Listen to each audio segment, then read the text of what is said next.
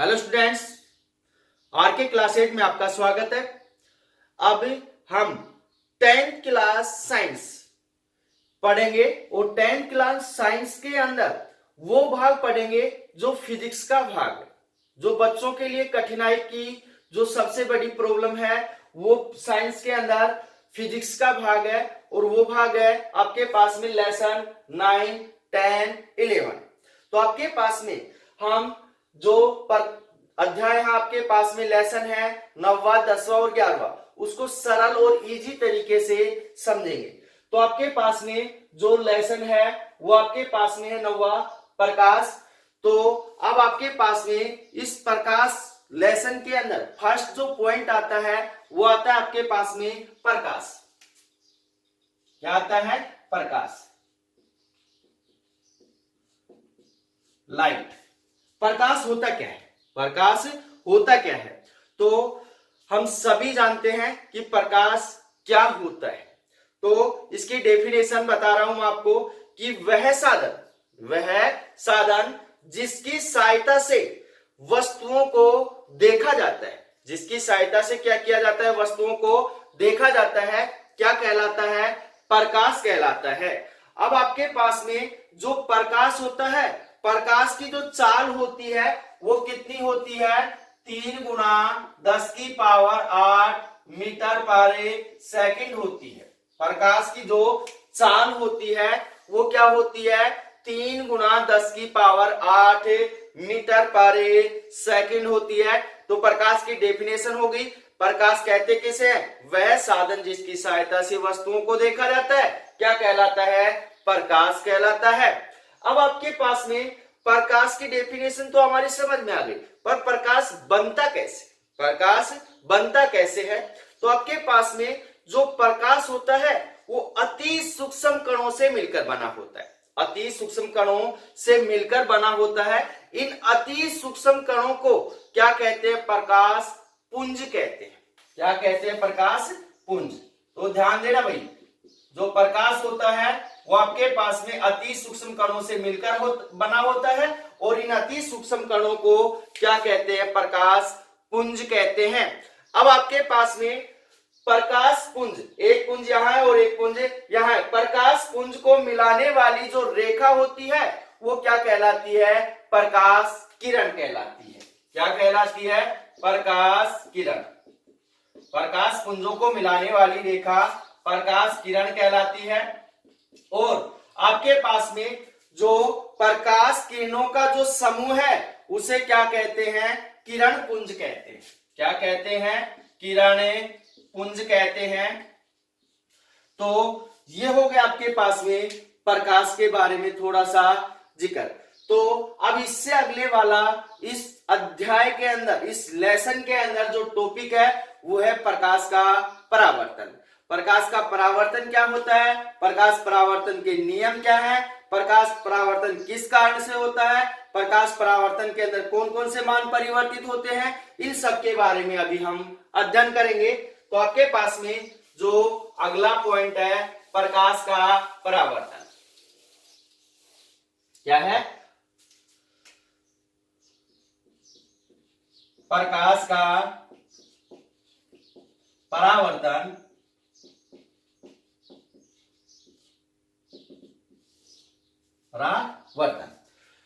Reflection of light. प्रकाश का परावर्तन क्या होता है? ध्यान से समझना। जब कोई प्रकाश की किरण एक माध्यम से दूसरे माध्यम में जाती है, एक माध्यम से दूसरे माध्यम में जाती है, तो वह दूसरे माध्यम की सतह पर आपतित होकर पुनः उसी माध्यम में क्या होती है? वापस लौट जाती है। पुनः उसी माध्यम में क्या होती है? वापस लौट जाती है। तो प्रकाश की इस घटना को क्या कहते हैं? प्रकाश का परावर्तन कहते हैं। तो ध्यान से समझना कि आपके पास में कोई प्रकाश की किरण, दो माध्यम है। एक माध्यम आपके पास में एयर है, दूसरा माध्यम आपके पास में क्या है? गिलास है। क्या है? गिलास है।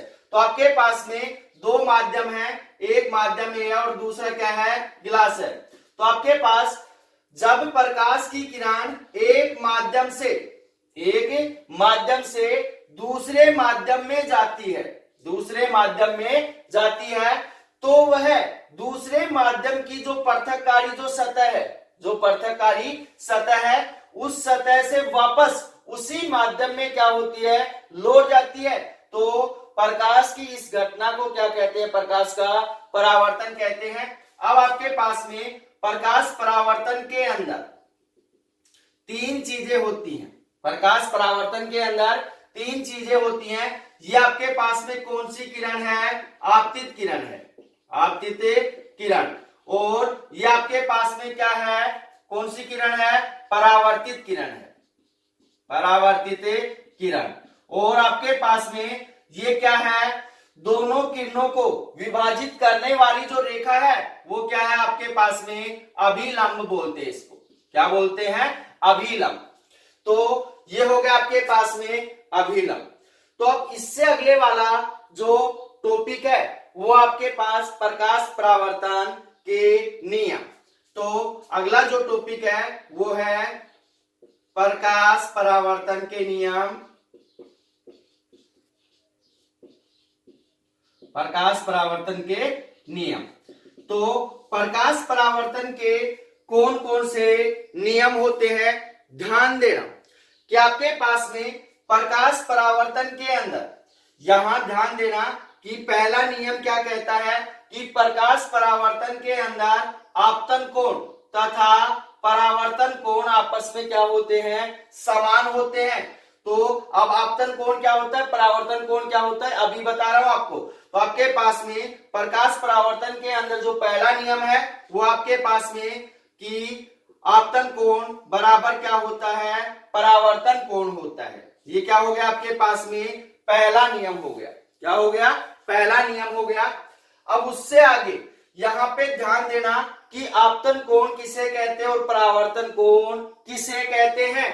तो आपके पास में यहां पे जो आपतित किरण है, आपतित किरण है वो अभिलंब के साथ, जो ये अभिलंब है इसके साथ जो कोण बनाती है, कोण बनाती है उसे क्या कहते हैं, आपतन कोण कहते हैं। और आपतन कोण को हम किससे प्रदर्शित करते हैं, आई से प्रदर्शित करते हैं। और अब आपके पास बात आती है परावर्तन कोण की।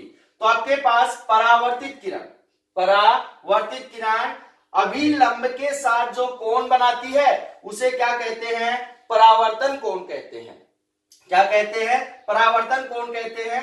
और जो परावर्तन कोण होता है उसको हम किससे प्रदर्शित करते हैं, आर से प्रदर्शित करते हैं। तो ये हो गया आपके पास आपतन कोण बराबर क्या होता है, परावर्तन कोण होता है। तो अब सेकंड जो इसका नियम है वो क्या है, ध्यान से समझना कि आपके पास में जो आपतित किरण, परावर्तित किरण तथा अभिलंब तीनों क्या होते हैं, एक ही तल में स्थित होते हैं। तीनों क्या होते हैं, एक ही तल में स्थित होते हैं। तो आपके पास ये हो गए परावर्तन के नियम। अब इसके अंदर ध्यान देना कि आपके पास में जो प्रकाश का परावर्तन होता है वो दो प्रकार से होता है। कितने प्रकार से होता है, दो प्रकार से होता है। पहला होता है आपके पास में नियमित परावर्तन, पहला कौन सा होता है, नियमित परावर्तन। और दूसरा होता है आपके पास में विसरित परावर्तन। दूसरा कौन सा होता है, विसरित परावर्तन। तो आपके पास में नियमित परावर्तन क्या होता है, विसरित परावर्तन क्या होता है, इसके बारे में अभी हम जिक्र करेंगे। तो यहां ध्यान देना भाई, नियमित परावर्तन क्या होता है, जब आपके पास में प्रकाश का जो परावर्तन है, प्रकाश का जो परावर्तन है परावर्तन के नियमों के अनुसार होता है। किसके अनुसार होता है, परावर्तन के नियमों के अनुसार होता है। तो उसे क्या कहते हैं, नियमित परावर्तन कहते हैं। अगर ये डेफिनेशन समझ में नहीं आई है तो इसकी दूसरी डेफिनेशन समझो। यदि आपके पास जब प्रकाश किसी चिकनी सतह के ऊपर क्या होता है, आपतित होता है, किसी चिकनी सतह के ऊपर क्या होता है, आपतित होता है, तो वह परावर्तन के पश्चात, परावर्तन के पश्चात एक निश्चित दिशा के अंदर क्या करता है, परावर्तित होता है। एक निश्चित दिशा के अंदर क्या होता है, परावर्तित होता है, गमन करता है। तो आपके पास में जो परावर्तन है वो कौन सा परावर्तन है? नियमित परावर्तन है। और जो नियमित परावर्तन का जो उदाहरण है वो हम क्या ले सकते हैं? आपके पास में नियमित परावर्तन का जो उदाहरण है, दर्पण में चेहरे का दिखाई देना। दर्पण में चेहरे का दिखाई देना क्या है? आपके पास में नियमित परावर्तन का उदाहरण है। अब आपके पास में दूसरा है विसरित परावर्तन। विसरित परावर्तन, तो इसकी डेफिनेशन कैसे करेंगे कि वह परावर्तन जिसमें परावर्तन के नियमों के अनुसार नहीं होता है, वह परावर्तन जो परावर्तन नियमों के अनुसार नहीं होता है, क्या कहलाता है? विसरित परावर्तन कहलाता है। तो इसकी दूसरी डेफिनेशन क्या हो जाएगी? जब कोई प्रकाश की किरण किसी खुरदरी सतह के ऊपर आपतित होती है, किसी खुरदरी सतह के ऊपर आपतित होती है, तो परावर्तन के पश्चात वह विभिन्न दिशाओं के अंदर क्या होती है? फैल जाती है। तो इसे क्या कहते हैं? विसरित परावर्तन कहते हैं। क्या कहते हैं? विसरित परावर्तन। और विसरित परावर्तन का जो उदाहरण है वो आपके पास में क्या होता है? आकाश का काला दिखाई देना।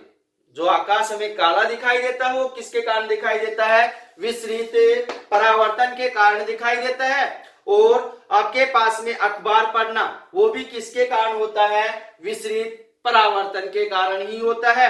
अब आपने पढ़ लिया प्रकाश का परावर्तन, परावर्तन के नियम, और इसके अंदर हमने बता दिया परावर्तन दो प्रकार का होता है, नियमित परावर्तन और विसरित परावर्तन।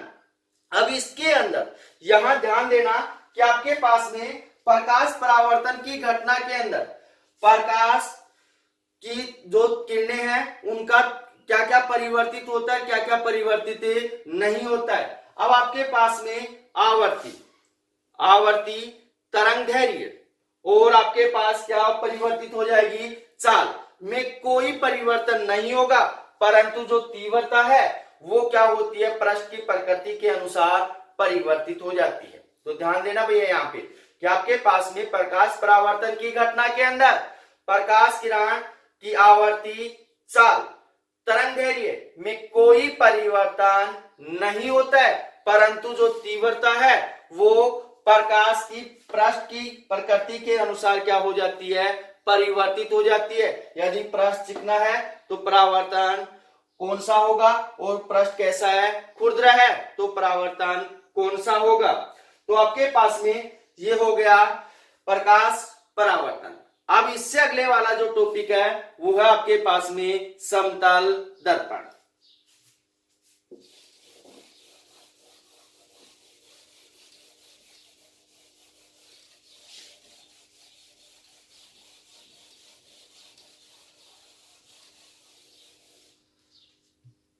जो टॉपिक आपके पास में वो है समतल दर्पण।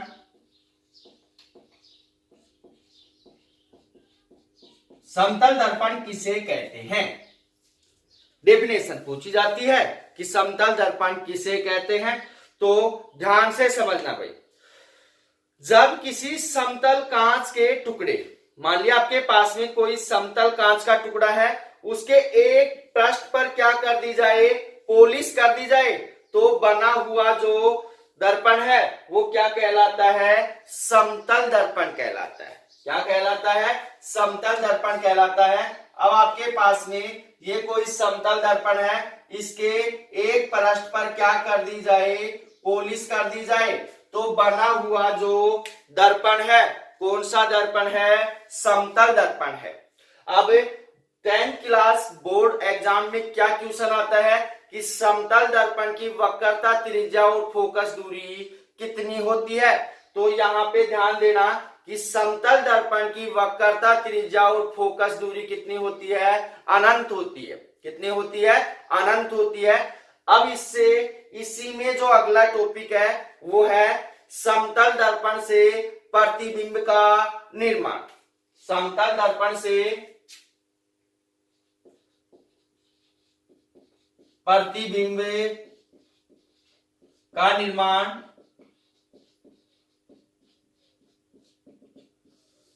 समतल दर्पण से प्रतिबिंब का निर्माण क्या होगा? ध्यान से समझना। कि आपके पास में समतल दर्पण है कोई, ये आपके पास में एम डैश क्या है, समतल दर्पण है। इस समतल दर्पण के सामने कोई प्रकाश स्रोत रखा हुआ है, इससे एक प्रकाश की किरण इसके ऊपर आपतित होती है और क्या हो जाती है, परावर्तित हो जाती है। एक अन्य प्रकाश की किरण आपतित होती है और क्या हो जाती है, परावर्तित हो जाती है। तो आपके पास में समतल दर्पण से बनने वाला जो प्रतिबिंब है वो क्या होता है, अनावर्धित होता है। क्या होता है, अनावर्धित। वास्तविक होता है। कैसा होता है, अनावर्धित, वास्तविक, उल्टा। और कैसा होता है आपके पास, पार्श्व परिवर्तित होता है। तो यहां पे आपके पास में P है तो यहां पे क्या होगा, P डैश होगा। तो ध्यान से समझना कि समतल दर्पण से बनने वाला प्रतिबिंब अनावर्धित, वास्तविक, उल्टा तथा पार्श्व परिवर्तित होता है।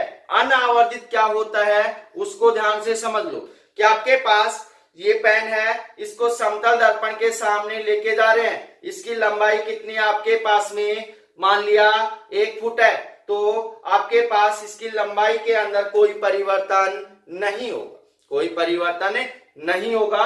उसके पश्चात आपके पास वास्तविक होगा, जैसा आप लेके जाओगे वैसा ही प्रतिबिंब बनेगा।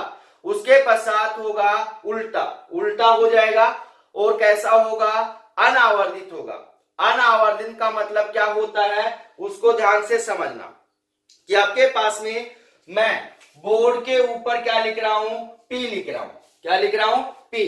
तो जैसे ही हम इसको समतल दर्पण के अंदर देखेंगे तो ये हमें उल्टा दिखाई देगा। कैसा दिखाई देगा, क्यों दिखाई देगा, तो ये जो परावर्तन हो रहा है ये कौन सा है, अनावर्धित परावर्तन है। कौन सा परावर्तन है, अनावर्धित है।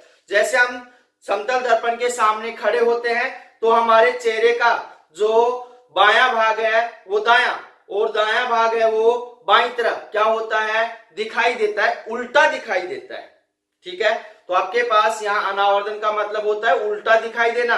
बायां भाग दायां, दायां भाग बायां दिखाई देना ही क्या कहलाता है, अनावर्धन कहलाता है। ये होगा आपके पास में समतल दर्पण से प्रतिबिंब का निर्माण। तो अब अगला जो टॉपिक आपके पास में वो है गोलीय दर्पण। गोलीय दर्पण, अब आपके पास में गोलीय दर्पण क्या होता है उसके बारे में थोड़ा सा पढ़ेंगे, फिर उससे आगे अगली क्लास में करेंगे कि गोलीय दर्पण क्या होता है।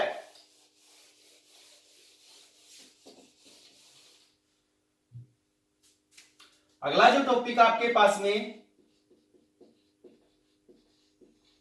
गोलीय दर्पण। गोलीय दर्पण क्या होता है अच्छे से समझना कि जब किसी कटे हुए गोले, जब किसी कटे हुए गोले के एक भाग पर पॉलिश कर दी जाती है, कटे हुए गोले के एक भाग पर क्या कर दी जाती है, पॉलिश कर दी जाती है, तो बना हुआ जो दर्पण है वो कौन सा दर्पण है, गोलीय दर्पण है। मान लिया आपके पास में एक गोला है, इसको मैंने दो भागों के अंदर क्या कर दिया है, काट दिया है, तो इसके कटे हुए भाग, एक भाग मान लिया आपके पास इसके दो टुकड़े होंगे, इसके भी दो भाग होंगे, एक आंतरिक पृष्ठ होगा और एक क्या होगा, बाह्य पृष्ठ होगा। तो इसके एक पृष्ठ पर क्या कर दी जाती है, पॉलिश कर दी जाती है, तो बना हुआ जो दर्पण है वो कैसा है, गोलीय दर्पण है। अब गोलीय दर्पण दो प्रकार का होता है, पहला होता है अवतल दर्पण, दूसरा होता है उत्तल दर्पण। तो आपके पास में जो गोलीय दर्पण है वो कितने प्रकार से होता है, दो प्रकार से है। पहला आपके पास में है अवतल दर्पण और दूसरा आपके पास में उत्तल दर्पण, उत्तल दर्पण। तो आपके पास में अवतल दर्पण क्या होता है ध्यान से समझना। फर्स्ट आपके पास में अवतल दर्पण, अवतल दर्पण। तो अवतल दर्पण क्या होगा ध्यान से समझना कि आपके पास वह गोलीय दर्पण, वह गोलीय दर्पण जिसके उभरे हुए भाग पर क्या कर दी जाए, पॉलिश कर दी जाए, जिसके उभरे हुए भाग पर क्या कर दी जाए, पॉलिश कर दी जाए, तथा इसका धसा हुआ जो भाग है, इसका धसा हुआ जो भाग है किसका कार्य करे, परावर्तक का कार्य करे। किसका कार्य करे, परावर्तक का कार्य करे। तो वो दर्पण कौन सा दर्पण है, अवतल दर्पण कहलाता है।